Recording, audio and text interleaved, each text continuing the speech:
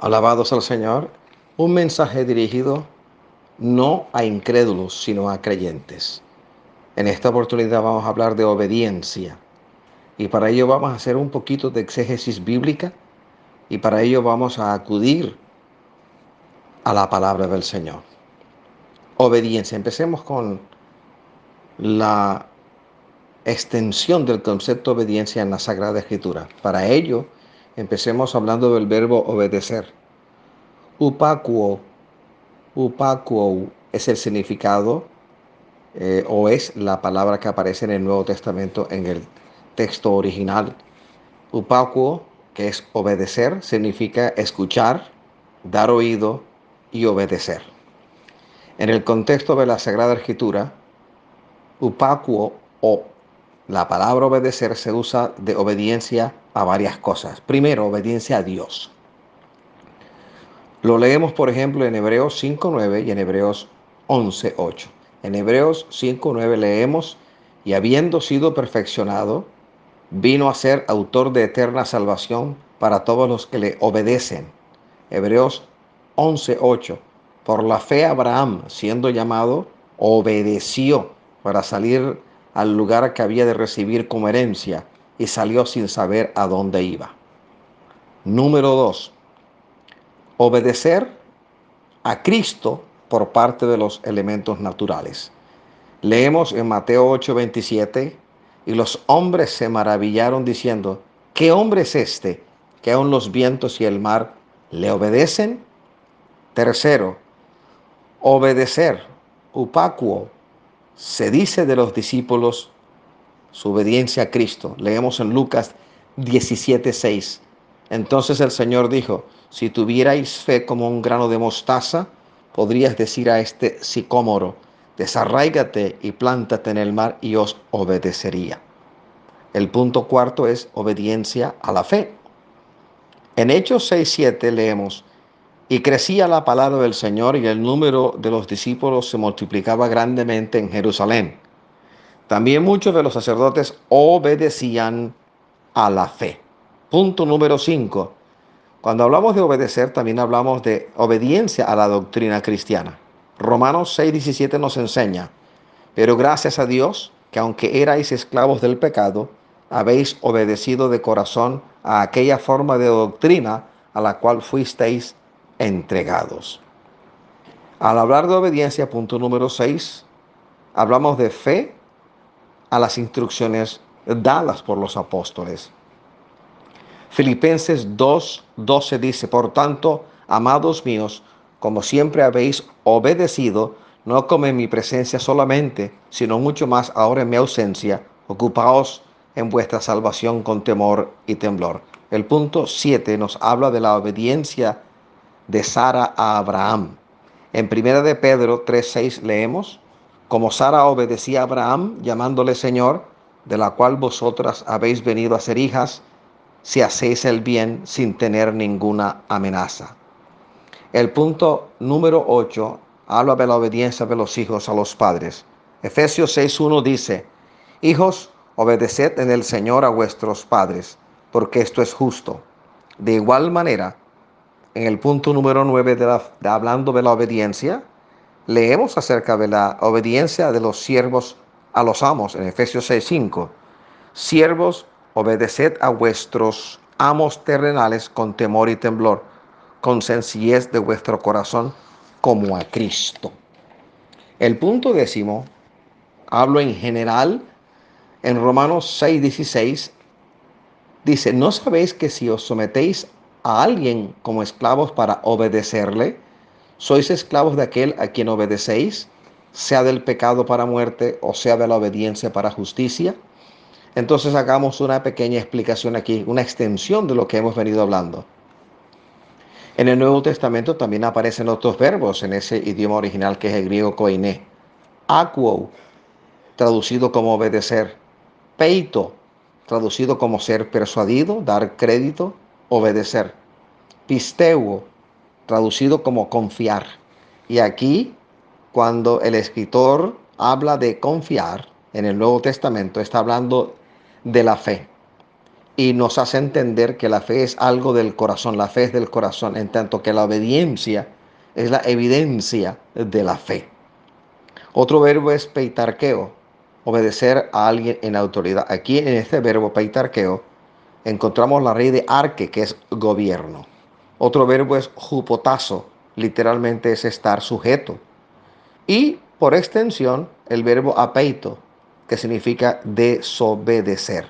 A es un prefijo negativo y peito es obedecer. Así es que apeito es traducido como desobediente o desobedecer. Entonces, mis amados hermanos en Cristo Jesús, la obediencia a Dios es la suprema prueba de la fe. Primera de Samuel 28:18 dice, hablando de Saúl y la divina de Endor, como tú no obedeciste a la voz de Jehová, ni cumpliste el ardor de su ira contra Amalek, por eso Jehová te ha hecho esto hoy. Claramente hablamos de la desobediencia del primer rey sobre el pequeño estado de Israel, Saúl. La obediencia la encontramos a lo largo y ancho de la Sagrada Escritura, unida a la fe. Fe y obediencia van de la mano estrechamente. Leemos en Génesis 22:18. Dios ordena a Abraham que sacrifique a Isaac. Allí leemos, en tu simiente serán benditas todas las naciones de la tierra, por cuanto obedeciste a mi voz. En Primera de Pedro 1:14, cuando se habla de un llamamiento a una vida santa, leemos, como hijos obedientes, no os conforméis a los deseos que antes teníais, estando en vuestra ignorancia. Cristo mismo obedeció al Padre. Vamos a Filipenses 2:8. Y estando en la condición de hombre, se humilló a sí mismo, haciéndose obediente hasta la muerte y muerte de cruz. Entonces, mis amados hermanos, ¿cómo debe ser la obediencia? Según la Sagrada Escritura, la obediencia debe primero emanar del corazón. Léase Deuteronomio 11:13 y también Romanos 6:17. La obediencia debe ser espontánea. Salmo 18, verso 44 e Isaías 1:19. La obediencia debe ser sin reserva. Leamos en Josué 22, versículos 2 y 3. De igual manera, la obediencia debe ser sin desvío. Léase Deuteronomio 28:14. La obediencia debe ser constante. Léase Filipenses 2:12. Debemos ejercitar de igual manera la obediencia, como leemos en Éxodo 24:7 y en Josué 24:24. Debemos preparar el corazón para la obediencia. Léase 1 de Samuel 7:3 y Esdras 7:10. Debemos confesar nuestra desobediencia, debemos confesarla y hallar del Señor el oportuno socorro cuando hemos sido desobedientes. Léase para esto Daniel 9:10, en donde encontramos un modelo de intercesión de este siervo del Señor a favor del pueblo de Judá y de la santa ciudad Jerusalén. De igual manera, pidamos a Dios que nos enseñe a obedecer en caso de que la obediencia aún reine en nuestros corazones. Vayamos al Salmo 119:35 y también vayamos al Salmo 143:10. Tenemos promesas al que practica la obediencia. Hay promesas de Dios para el practicante de la obediencia. Léase Éxodo 23:22, 1 de Samuel 12:14, Isaías 1:19 y Jeremías 7:23.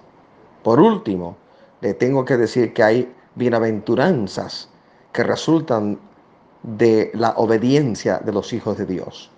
Deuteronomio 11:27 habla acerca de ello, al igual que Deuteronomio 28:1-14.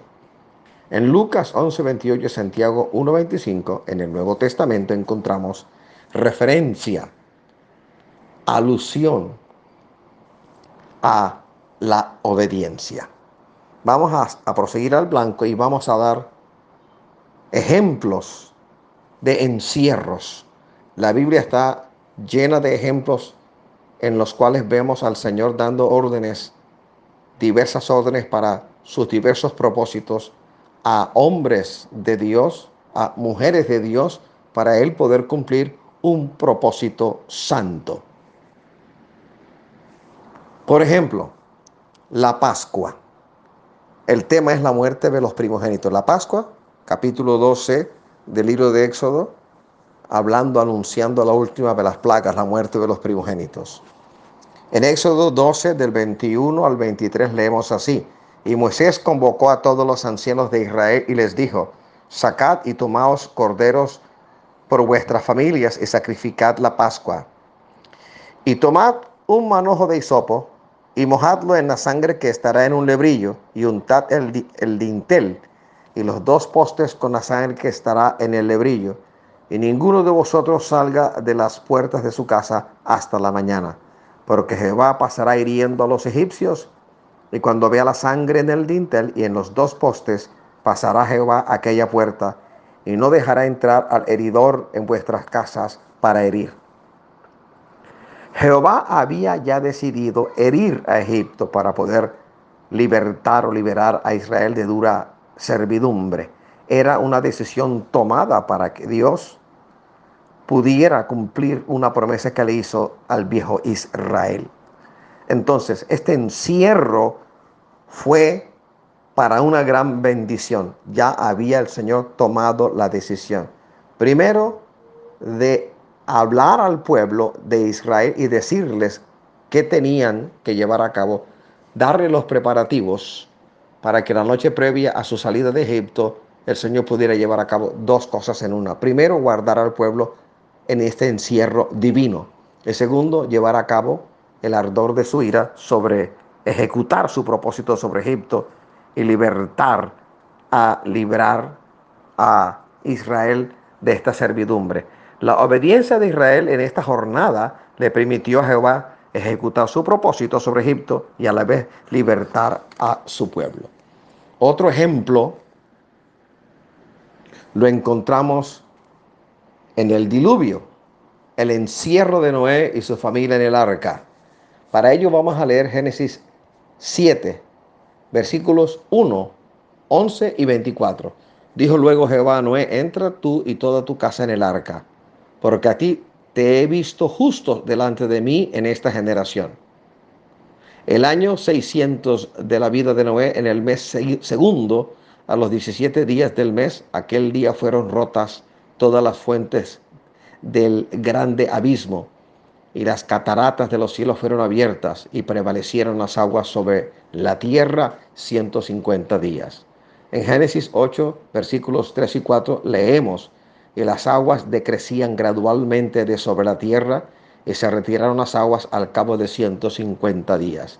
Y reposó el arca en el mes séptimo, a los 17 días del mes, sobre los montes de Ararat. 120 años estuvo Noé haciendo un par de cosas, llevando a cabo una orden dada por el Señor. Primero, construyó el arca según las especificaciones de Dios. Segundo, predicó el mismo mensaje de arrepentimiento, no lo cambió, no lo modificó, no lo alteró. La orden del Señor fue perentoria. Noé tenía que entrar en el arca con su familia, y Jehová ejecutaría lo que dijo que iba a hacer: raer de la tierra la maldad. ¿De quién vino la orden? El encierro de Noé en el arca duró 150 días. Noé le permitió, con su obediencia, con su encierro, le permitió a Jehová la ejecución del ardor de su ira, y mientras él y su familia estaban encerrados en el arca, Dios le guardó. Jehová habló y Noé obedeció. Para Noé, entonces, este fue un encierro de una gran bendición. Otro ejemplo bíblico lo hallamos en el ejemplo de Elías, cuando Elías predice la sequía en Israel. Vamos a Primera de Reyes 17, del 2 al 5. Y vino a él palabra de Jehová diciendo: apártate de aquí y vuélvete al oriente y escóndete en el arroyo de Querit, que está frente al Jordán. Cuando salto al versículo 5, leo: beberás del arroyo y yo he mandado a los cuervos que te den allí de comer. Y él fue e hizo conforme a la palabra de Jehová. ¿No podía el Señor hacer algo distinto para guardarle? La respuesta, por supuesto que sí pudo haberlo hecho, pero el Señor, en su poder, en su sabiduría, en su majestad, en su soberanía, decidió que así iba a ser y así lo ejecutó. Así que el encierro de Elías en Kerit fue una gran bendición. Por, pero esas fueron las instrucciones de Jehová para el profeta del fuego. Jehová lo guardó y ejecutó lo que pensaba hacer. Vamos a dar otro ejemplo del Antiguo Testamento. Elías regresa a ver a Acab. Primera de Reyes 18:4 dice, porque cuando Jezabel destruía a los profetas de Jehová, Abdías tomó a 100 profetas y los escondió de 50 en 50 cuevas y los sustentó con pan y agua. Este encierro, este escondite de los profetas de Jehová, por medio de Abdías, fue una provisión de Dios. ¿No pudo Jehová hacer algo diferente para guardar a sus profetas? Por supuesto que sí, pero así, de esta manera, los libró Jehová. Otro ejemplo en la palabra del Señor. El tema es Atalía usurpa el trono. El encierro, el escondite de Joás, hijo de Ocosías. Segundo de Crónicas 22:11 dice, pero Josabet, hija del rey, tomó a Joás, hijo de Ocosías, y escondiéndolo de entre los demás hijos del rey, a los cuales mataban, le guardó a él y a su ama en uno de los aposentos. Así lo escondió Josabet, hija del rey Joram, mujer del sacerdote Joiada, porque ella era hermana de Ocosías, de delante de Atalía, y no lo mataron. Guardó a uno de los hijos del rey de la ira de la usurpadora Atalía, y para ello el Señor utilizó a Josabet para esconder al que habría de ser rey que reemplazaría a la mujer llamada Atalía, a la usurpadora Atalía. Alabado sea el Señor. Vamos a hablar entonces, vamos al libro del profeta Jeremías y hablemos del encierro, del escondite de Jeremías y Baruc. Jeremías 36:26 dice, también mandó el rey a Jerameel, hijo de Amelec, a Seraías, hijo de Asriel, y a Selemías, hijo de Abdel, para que prendiesen a Baruc, el escribiente, y al profeta Jeremías. Pero Jehová los escondió. ¿Pudo haber hecho Jehová algo diferente? Por supuesto que sí. Sin embargo, así lo llevó a cabo al Señor. Y al Señor ni tú ni yo tenemos que cuestionar por qué Él lo hace de una manera, por qué lo hace de otra manera. Él lo hace, Él es soberano y Él no necesita instrucción nuestra, sino nosotros urgentemente su instrucción. Hay otro ejemplo, el encierro de Judá. En el libro del profeta Isaías, el tema es el cántico de confianza en la protección de Jehová para su pueblo Judá. Isaías 26, versículos 20 y 21 dicen, anda pueblo mío, entra en tus aposentos, cierra tras ti tus puertas, escóndete un poquito por un momento en tanto que pasa la indignación. Porque he aquí que Jehová sale de su lugar para castigar al morador de la tierra por su maldad contra él, y a la tierra descubrirá la sangre derramada sobre ella, y no encubrirá ya más a sus muertos. Aun cuando este pasaje lo encontramos en Isaías 26, 20, 21, y tiene que ver con la historia del antiguo pueblo de Israel, su exilio, su destierro por parte de Nabucodonosor y luego por parte del imperio medo-persa, aun cuando esta palabra es dirigida o fue dirigida al pueblo fiel de Judá, en el cántico de confianza en la protección de Jehová, parece que el Señor nos estuviera hablando a nosotros en esta situación, en este vía crucis que estamos viviendo. Voy a repetir Isaías 26 del 20 al 21. Anda, pueblo mío, entra en tus aposentos, cierra tras ti tus puertas, escóndete un poquito, por un momento, en tanto que pasa la indignación. Porque he aquí que Jehová sale de su lugar para castigar al morador de la tierra por su maldad contra él, y a la tierra descubrirá la sangre derramada sobre ella, y no encubrirá ya más a sus muertos. Una palabra dada aproximadamente en el año 720-725 a.C., que cobra vigencia como nunca antes en nuestros días en medio de esta dificultad que globalmente estamos enfrentando. Hay otro ejemplo de encierro producido, ejecutado por Dios, el encierro de los apóstoles. Y para ello vamos a ir al libro de Hechos de los Apóstoles, la promesa del Espíritu Santo. Hechos 1:4 dice, y estando juntos les mandó que no se fueran de Jerusalén, sino que esperasen la promesa del Padre, la cual les dijo, oísteis de mí. La promesa aparece en Hechos 1:8, pero recibiréis poder cuando haya venido sobre vosotros el Espíritu Santo, y me seréis testigos en Jerusalén, en Judá, en Samaria y hasta lo último de la tierra.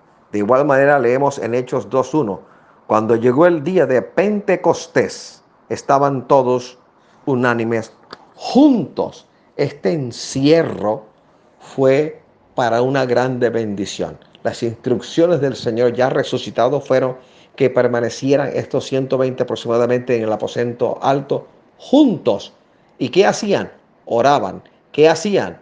Clamaban. ¿Qué hacían? Ayunaban. Y estando juntos orando, la promesa del Espíritu Santo se hizo una sentida realidad en sus vidas. Y lo leemos en el capítulo 2 del libro de los Hechos de los Apóstoles. En la palabra del Señor aparecen muchos más ejemplos de encierros que el Señor permite o permitió. Hablemos entonces, todo esto lo he dicho para traerte a ti, creyente, no incrédulo, a nuestros días. El encierro de estos días. Y hay varias cosas que quiero compartir contigo. Primero, Dios en su poder, Dios en su majestad, Dios en su soberanía lo ha permitido.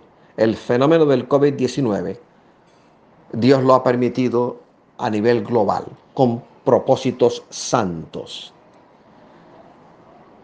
Número 2, Dios sigue hablando de diversas maneras.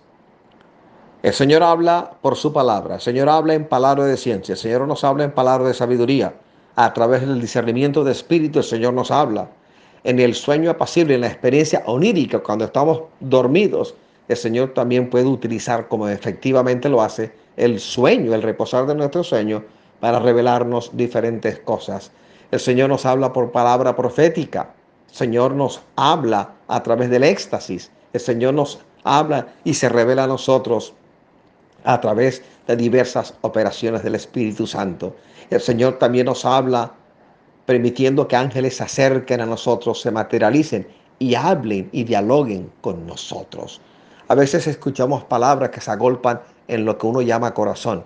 En otras ocasiones sentimos que palabras de lo alto, palabras de divina inspiración, son puestas en nuestra mente, en nuestro cerebro. A veces sentimos que alguien está cerca de nosotros y al oído nos habla. Dios sigue hablando a su pueblo. Dios sigue hablando en estos días. Dios nos habla. Y lo que está ocurriendo con el COVID-19 no es sino un llamado perentorio múltiple. Primero a la iglesia fiel, para que nadie se aparte de las sendas de santidad, las sendas de caridad, las sendas que el Señor ha trazado en la palabra para que andemos en ellas. Segundo, es un llamado perentorio a la iglesia infiel para que se arrepienta y deje su mal camino y regrese a los pies del Señor al cual abandonaron. Para que aquellos que dicen Señor, Señor, pero no hacen la voluntad de su Padre, se arrepienten de su pecado y vuelvan a los pies de Cristo, para que dejen la apostasía y la idolatría y regresen al santo camino que conduce a la vida eterna. Y tercero, no podemos negar que es un llamado perentorio a todo ser humano que anda de espaldas a Dios, que desafortunadamente son la mayoría. Llamado perentorio para que dejen su mal camino y vengan a los pies del Señor, recibiendo la dádiva del Padre, que es Jesucristo el Señor. Esa palabra de Juan 3:16, porque de tal manera amó Dios al mundo, que ha dado su Hijo unigénito, para que todo aquel que en él crea no se pierda, mas tenga la vida eterna, un llamamiento del perdón, un llamamiento al arrepentimiento, la dádiva del Señor para cada uno de nosotros. No sea que esté ocurriendo en nosotros lo siguiente, que nos encontremos reprendiendo algo que el Señor está permitiendo en esta tierra, en esta vida, en esta naturaleza, en el universo que Dios creó. No hay nada que ocurra que Dios no lo sepa. No hay nada que ocurra que Dios no lo permita. Y hay eventos cataclísmicos que ocurren y que de una u otra manera son un llamamiento perentorio del Señor al hombre que anda de espaldas por completo, al Cristo que murió y que resucitó. Así que nosotros, lejos de desobedecer al Señor, tenemos que, humillados bajo su poderosa mano, haciendo justicia, es decir, creyendo su palabra y extendiendo una mano de misericordia, amando la misericordia, nosotros tenemos que proceder como el Señor procede, pensar como Él piensa y mirar a donde Él mira. ¿Qué realmente está llevando a cabo el Señor con esta crisis global que aún nos sigue afectando? Así que de manera personal yo no puedo entrar a cuestionar al Señor, sus caminos, sus pensamientos, su proceder, sino prestar atención, ponerme en la brecha y mirar qué está aconteciendo en mi alrededor. No puedo entrar a reprender lo que el Señor está permitiendo y es evidente que el Señor lo está permitiendo. Esta es una respuesta, aun cuando hay muchos detractores que no lo creen. Hemos orado mucho, hemos ayunado, hemos vigilado, hemos hecho intercesión intensa, seguida, personal, familiar, eclesiástica. Nos hemos reunido con otros hermanos y hemos orado para una conversión masiva de infieles al Señor. Pues bien, cuando la crisis pase, lo verás, lo sabrás. Y de una manera aparentemente oculta, misteriosa, no revelada a nosotros, el Señor está respondiendo de manera global al clamor que la iglesia ha levantado en todos estos tiempos para que más y más seres humanos se arrepienten de su pecado y lleguen a los pies de Cristo. Entonces lo verás y lo publicarás y lo predicarás y lo compartirás y te gozarás de cómo el Señor utilizó una crisis, una pandemia, para llamar la atención a toda la humanidad, porque este llamamiento es universal. Vamos a leer Ezequiel 3:20. Dice, si el justo se apartare de su justicia, hiciere maldad y pusiere yo tropiezo delante de él, él morirá, porque tú no lo amonestaste, en su pecado morirá, y sus justicias que había hecho no vendrán en memoria, pero su sangre demandaré de tu mano. Aquí hay una advertencia para la iglesia. Aquí hay una fuerte advertencia para ti, para mí, de no caer en la desgracia de entrar en desobediencia.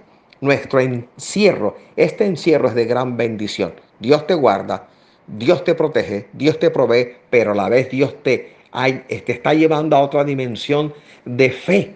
Te está llamando la atención acerca de tu fe y tu obediencia, porque en la obediencia definitivamente hay una gran bendición, pero a la vez te está respondiendo, nos ha respondido sin que nos hayamos dado cuenta. Así es que lejos de nosotros caer en la desgracia mayúscula, está reprendiendo cosas que vienen de Dios y cosas que el Señor está permitiendo. El control total lo tiene el Señor.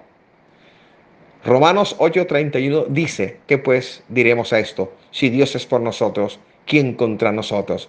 Así que lejos de estar reprendiendo lo que el Señor está permitiendo en nuestra vida con el COVID-19, démosle gracias al Señor. Primero, porque Él nos guarda, Él nos protege, Él nos libra de todo mal. Y segundo, porque Él está llevando a cabo en la tierra una labor que nadie más puede llevar a cabo. Voy a volver a leer el encierro de Judá. Cuando leo el libro del profeta Isaías 26, versículos 20 y 21, el cántico de confianza en la protección de Jehová. Años 720, 725 aproximadamente antes de Cristo. Y mira esta palabra que parece que el Señor nos las estuviese dando ahora. Presta atención a Isaías 26, versículos 20 y 21. Anda, pueblo mío, entra en tus aposentos, cierra tras ti tus puertas, escóndete un poquito por un momento, en tanto que pasa la indignación. Porque he aquí que Jehová sale de su lugar para castigar al morador de la tierra por su maldad contra él. Y la tierra descubrirá la sangre derramada sobre ella y no encubrirá ya más a sus muertos. El Señor te bendiga, Dios te guarde, iglesia, y no seas incrédulo, sé creyente. Dios te bendiga y Dios te guarde.